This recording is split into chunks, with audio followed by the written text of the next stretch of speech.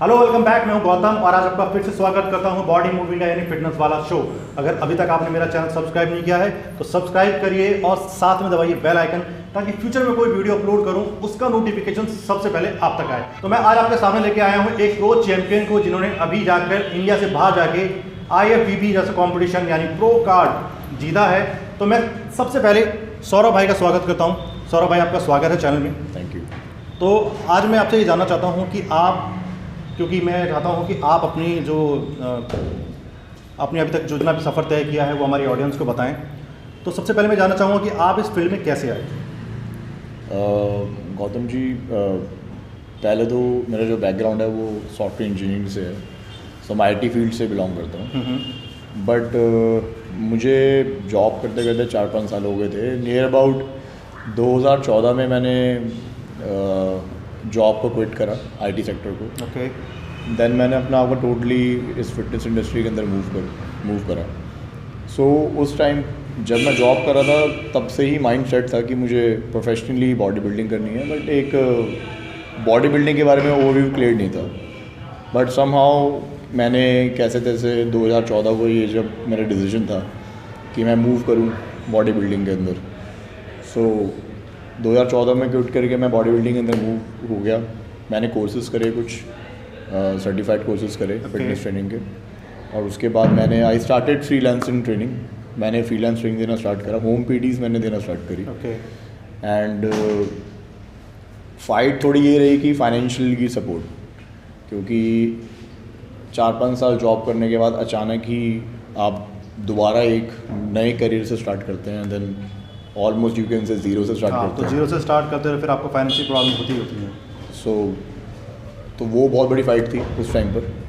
But somehow घर से बहुत अच्छा सपोर्ट मिला, और जब मैंने होम PT देना स्टार्ट किया, मैंने अपने थोड़े क्लाइंट बनाना स्टार्ट किया, तो वहाँ से भी मेरा खर्चा निकल जाता था। सो धीरे धीरे करते करते फिर मैंने अपना आपको टोटली प्रोफेशनली इस लाइन के अंदर डाला। तो आप इस लाइन में प्रोफेशनली 2014 से हैं? हाँ, राइट। 2014। तो आपने कंपटीशन के बारे में कैसे सोचा कि मुझे कंपटीशन के लिए तैयारी करनी चाहिए? कंपटीशन की तैयारी, माइंड जैसे मैंने आपको बताया पहले से सेट था कि खेलना है मुझे। बिल्कुल। बट एक ओवरव्यू क्लियर नहीं था बॉडी बिल्डिंग के बारे में, क्योंकि आज की डेट में जो अगर मुझे कोई पूछे तो मुझे सब कुछ पता है बॉडी बिल्डिंग के बारे में, कि कैटेगरीज किस तरह की होती हैं, लाइक मैन फिजिक और बॉडी बिल्डिंग इटसेल्फ और क्लासिक फिजिक। इस बारे में मुझे कुछ पता नहीं था उस टाइम पर। बस बॉडी बिल्डिंग करनी है, इट्स लाइक दैट।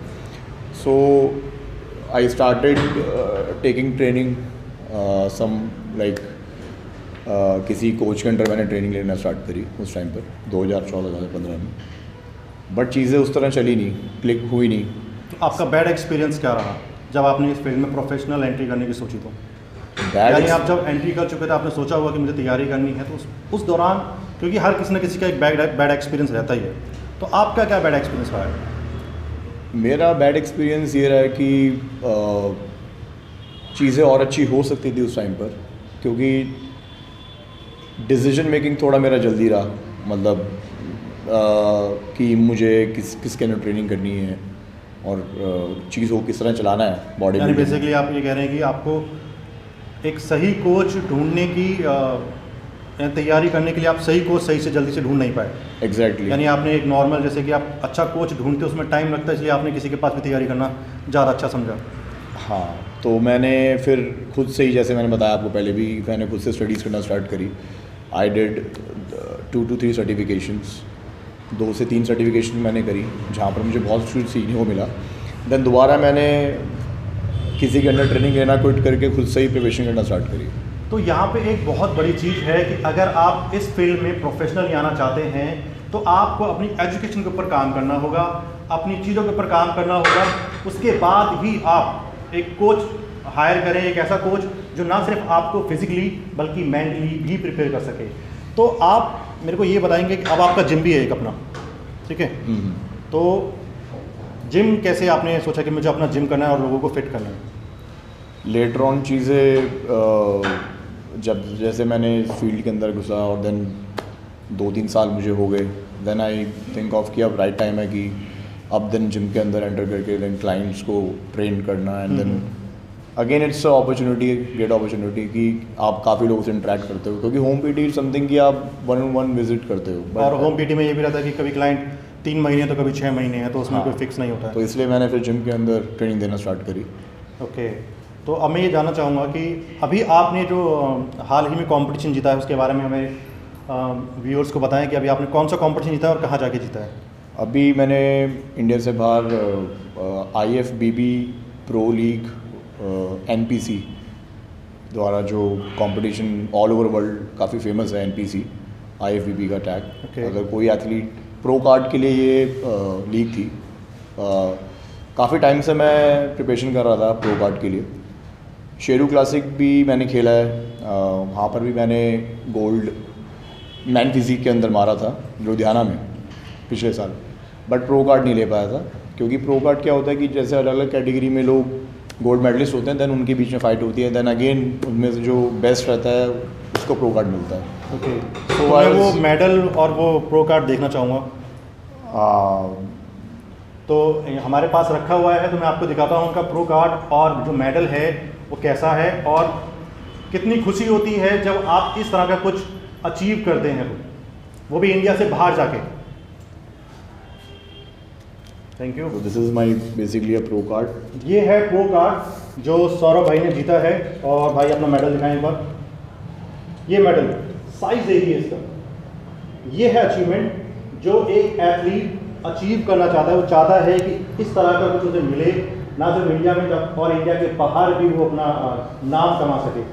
तो सबसे पहले तो भाई आपको मुबारकबाद कि आपने ये कॉम्पिटिशन जीता और हमारे इंडिया का नाम रोशन किया। Thank you so much. अब आप मुझे ये बताइए कि आप किस तरह का वर्कआउट और किस तरह की डाइट फॉलो करते हैं अपनी इस फिजिक को मेंटेन करने के लिए। जैसे आप देख रहे हैं भाई इस टाइम पूरे रिप्ड हैं और आने वाले कंपटीशन की तैयारी पे हैं, और आपको भाई खुद बताएंगे कि कौन से कंपटीशन की तैयारी कर रहे हैं, क्योंकि ये बहुत बड़ा कंपटीशन है। पहले तो मैं गौतम भाई ये बताना चाहूँगा कि सबके लिए एक छोटा सा मैसेज है कि अपना एक अच्छा कोच हायर करें। जैसे कि मैंने आपको बताया, मेरे डिसीजन थोड़े, जो मेरा बैड टाइम रहा है वो एक्सपीरियंस रहा है कि जल्दीबाजी में मैंने बहुत डिसीजन लिया और देन वो चीज़ें क्लिक नहीं हो पाई। देन मैं एक पर्सनालिटी से मिला, और कैसे वो मेरे कोच हैं mister RV sir, RV Rana, and उनके अंडर ही मैं ट्रेनिंग करता हूँ।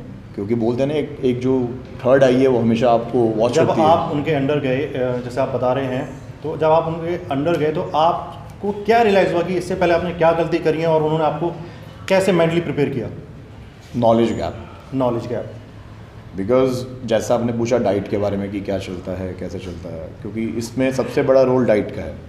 सप्लीमेंटेशन सबके पास एक्सेस है आज की डेट में। अगर हम बात करें स्टेरॉइड्स की, अगर हम बात करें सप्लीमेंटेशन की, वो सबके पास एक्सेस है। बट डाइट पर किस तरह पकड़नी है, नॉलेज कब हमें कैलोरी डेफिसिट पे जाना है, कब हमें कार्ब्स को लोड करना है, कब हमें, और कैलोरी डेफिसिट भी हमें कब तक करना है, क्योंकि ये सब चीज़ें बहुत मायने रखती हैं। क्योंकि एक टाइम आता है, क्योंकि कोई भी अगर आप डाइट फॉलो कर रहे हो तो उसका एक सेगमेंट है, आप उस डाइट पे कब तक अपने आप को फॉलो कर सकते हो और क्यों। सो वो सब चीज़ें हैं जो मेरे कोच हैं RV राणा सर, उन्होंने मुझे बहुत अच्छा गाइड किया। इसमें एक चीज़ आपको ध्यान देनी चाहिए, जितने भी एथलीट हैं इंडिया के अंदर, वो जब तैयारी करते हैं स्टेज पे, से पहले पीक वीक के बारे में कोई जानता नहीं है। तो मैं आने वाली वीडियो में, जैसे सौरभ भाई ने बताया, मैं रवि भाई को यहाँ पे लेके आऊँगा अपने चैनल पे, और वो आपको प्रॉपर तरीके से बताएंगे कि कैसे एक एथलीट को अपनी कंपटीशन यानी स्टेज पे चढ़ने से पहले किन बातों का ध्यान रखना चाहिए। तो ये हो गया आपका डाइट का और वर्कआउट का। जैसे आप डाइट पे तो आप कह रहे हैं कि वो नॉलेज होनी चाहिए, और वर्कआउट का आप कैसे फॉलो करते हैं? अगेन गौतम भाई ये बोलना चाहूँगा कि वर्कआउट भी डिपेंड करता है कि आप कब सिंगल बॉडी पार्ट कर रहे हैं और आपका मेन फोकस क्या है, वीक पॉइंट्स क्या हैं आपके। क्योंकि हमें अपनी बॉडी हमेशा अच्छी लगेगी अगर हम अपने आप को देखेंगे, और ये फैक्ट है कि अगर कोई कोच है आपका तो वो डेफिनेटली वो आपको अच्छा गाइड कर पाएगा। बिल्कुल। सो बार बार मैं इसी पे जोर दे रहा हूँ कि हायर अ गुड कोच। अभी रिसेंटली बहुत सारी चीज़ें होती हैं, आप देखते हैं काफ़ी सफ़र करते हैं, बहुत सारी चीज़ें होती हैं just because lack of knowledge. वहाँ पर हमें कोच बहुत हेल्प करता है, वर्कआउट स्पेशली। आप वर्कआउट की जैसे आपने चीज़ पूछी कि कब हमें सर्किट ट्रेनिंग पे जाना है, कब हमें डबल बॉडी पार्ट करना है और वो क्यों करना है, वीक बॉडी पार्ट पर हमें किस तरह काम करना है, कौन सी मूवमेंट बेस्ट रहेगी, ये सब चीज़ें बहुत ही मायने रखती हैं और यही एक अच्छा एथलीट बनाने में हेल्प भी करती हैं। Definitely definitely. तो अब आप आने वाला कौन सा कंपटीशन खेलने वाले हैं? मैं चाहूँगा कि आप हमारे व्यूअर्स को बताएं कि आप किस कंपटीशन की प्रिपरेशन करें, ताकि वो चाहेंगे कि आप ना सिर्फ वो जीतें, और जीतने के बाद मैं चाहूँगा आप फिर से मेरे यूट्यूब चैनल पे आएँ और उनके बारे में बताएं।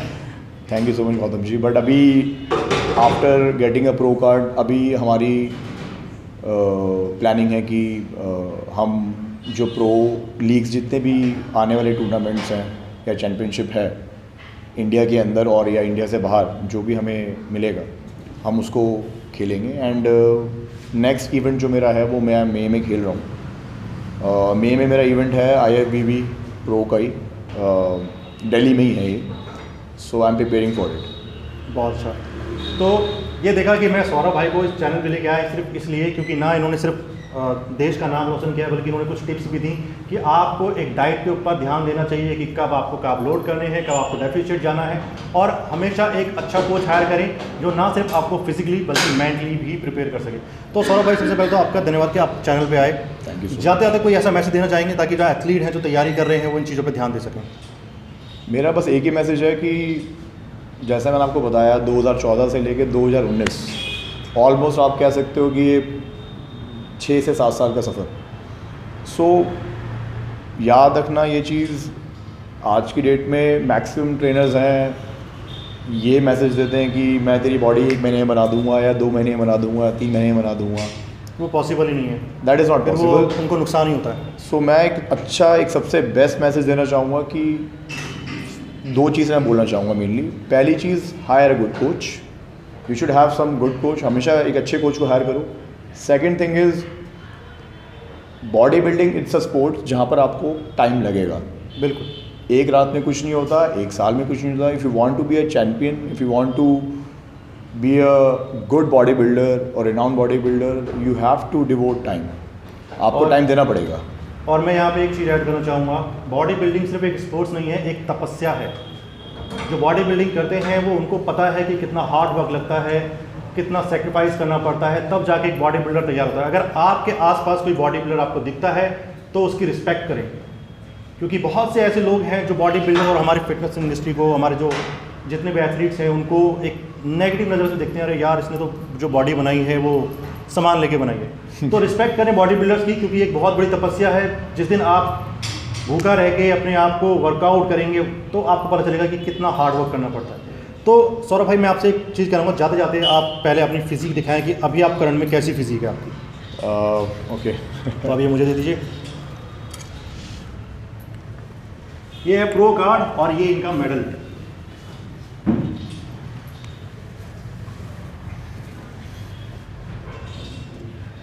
तो this is basically my current position Gautam भाई, आप देख सकते हैं। एक पोज दे दीजिए बढ़िया सा, बहुत अच्छे, एंड मैन फिजिक पोज। तो मैं आपको एक बात बताऊंगा कि फाइनेस्ट जो मैन फिजिक जो चाहिए होती है कि किस तरह का आपकी सिमेट्री होनी चाहिए मैन फिजिक के लिए, वो ये होती है। आपको बहुत से दिख जाएंगे मैन फिजिक खेलने वाले जिनकी बॉडी पूरी राउंडेड होती है। एक्चुअल में जो स्टेज पे चाहिए होती है मैन फिजिक सिमेट्री जो चाहिए होती है वो ये है। थैंक यू सौरभ भाई। Thank you so much. और आप चाहते हैं मैं बहुत जल्दी रवि भाई का इंटरव्यू भी लेकर के आऊँगा। जब तक करके अपना ध्यान, अपनों का भी ध्यान, टेक केयर, बाय।